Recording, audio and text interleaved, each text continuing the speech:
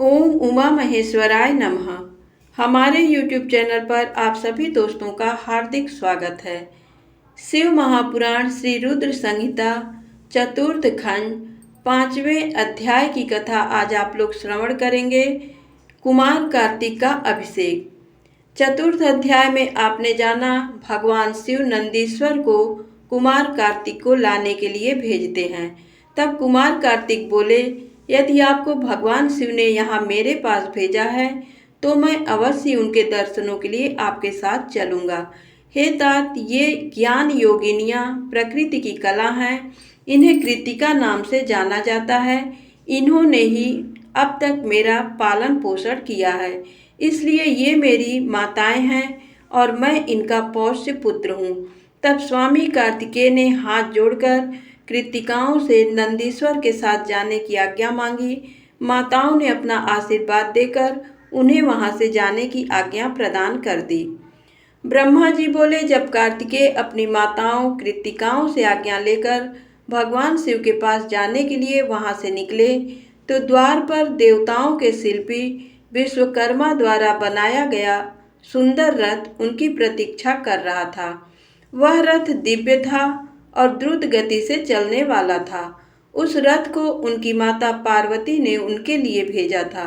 उनके पार्षद उस रथ के पास खड़े हुए थे। कार्तिकेय दुखी मन से उस रथ पर चढ़ने लगे। तभी उनकी माताएं दौड़कर रोते हुए उनसे लिपट गईं और कहने लगीं कि पुत्र, हम तुम्हारे बिना क्या करें। पुत्र, हम तुमसे बहुत प्यार करती हैं। तुम्हारे बिना यहाँ रहना हमारे लिए संभव नहीं है। तुम शीघ्र ही वापस लौट आना। ये कहकर उन्होंने कार्तिकेय को हृदय से लगा लिया और भारी मन से कार्तिकेय को रोते रोते जाने की आज्ञा दी। तब कार्तिकेय ने कृतिकाओं को आध्यात्म ज्ञान प्रदान किया। तत्पश्चात कार्तिकेय उस दिव्य मनोहर रथ पर बैठ गए और वह उन्हें ले उड़ा। आकाशीय मार्ग से तीव्र गति से चलता हुआ वो रथ कैलाश पर्वत पर आकर रुका। तब शिवगणों ने भगवान शिव और माता पार्वती के पास जाकर कार्तिकेय के आगमन की शुभ सूचना उन्हें दी। उनके आगमन के बारे में सुनकर भगवान शिव और देवी पार्वती बहुत प्रसन्न हुए। तत्पश्चात भगवान शिव मुझे, विष्णु जी, देवी पार्वती और अन्य देवताओं को साथ लेकर उस स्थान पर पहुँचे जहाँ कार्तिकेय का रथ रुका हुआ था। सबके मन में गंगा जी से उत्पन्न उस बालक को देखने की बड़ी इच्छा थी। जब सब देवता कार्तिकेय से मिलने के लिए आ रहे थे, उस समय चारों दिशाओं में शंख और भेरी बजने लगी। सभी शिवगण नाचते गाते और उनकी जय जयकार करते हुए अपने आराध्य भगवान शिव के पुत्र को देखने के लिए चल दिए। वहां पहुंचकर सब बहुत प्रसन्न हुए। भगवान शिव ने प्रेम पूर्वक उस बालक को गोद में बैठा लिया।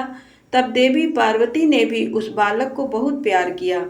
भगवान शिव ने उस बालक के लिए एक सुंदर रत्नों से जड़ा हुआ सिंहासन मंगाया और उस सिंहासन पर बालक को बैठाया।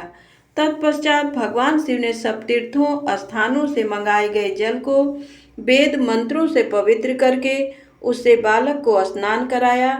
6 कृतिकाओं द्वारा पोषित होने के कारण उस दिव्य बालक को कार्तिकेय के नाम से जाना गया। तीर्थों के पवित्र जल से स्नान कराने के उपरांत सभी देवताओं ने कार्तिकेय को तरह तरह की अमूल्य वस्तुएं, विद्याएं और अद्भुत शक्तियां प्रदान की। तब सर्वप्रथम देवी पार्वती ने अपने पुत्र को हृदय से लगाकर उसे चिरंजीव होने का आशीर्वाद प्रदान किया। माता लक्ष्मी ने दिव्य मनोहर हार उस बालक को पहनाया तो देवी सावित्री ने सारी सिद्धि विधाएं उन्हें प्रदान की। फिर श्री विष्णु जी ने रत्नों से निर्मित किरीट, मुकुट, बाजूबंद, वैजयंती माला और अपना सुदर्शन चक्र उन्हें प्रदान किया। भगवान शिव ने प्रसन्नता पूर्वक अपने पुत्र कार्तिकेय को शूल, पिनाक, फरसा, शक्ति, पाशुपास्त्र, संहारास्त्र आदि परम दिव्य वस्तुएं प्रदान की। फिर मुझ ब्रह्मा ने यज्ञोपवीत, वेद माता गायत्री ने कमंडल, ब्रह्मास्त्र तथा शत्रुओं का नाश करने वाली विद्या प्रदान की। देवराज इंद्र ने अपना वाहन ऐरावत हाथी और वज्र प्रदान किया।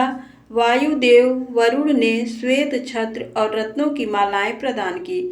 सूर्यदेव ने मन की तरह तीव्र गति से चलने वाला द्रुतगामी रथ और शरीर की रक्षा करने वाला कवच भी प्रदान किया। यमराज द्वारा दंड और समुद्र देव द्वारा उन्हें अमृत भेंट किया गया। धन के अकूत भंडार के स्वामी कुबेर ने गदा दी। इस प्रकार सब देवताओं ने भगवान शिव के पुत्र कार्तिकेय को अनेकों प्रकार के अस्त्र शस्त्र और उपहार प्रदान किए। सभी देवताओं और शिवगणों ने उनका अभिवादन किया। इस समय वहां पर बहुत बड़ा उत्सव होने लगा। चारों ओर हर्ष की लहर दौड़ रही थी। धन्यवाद।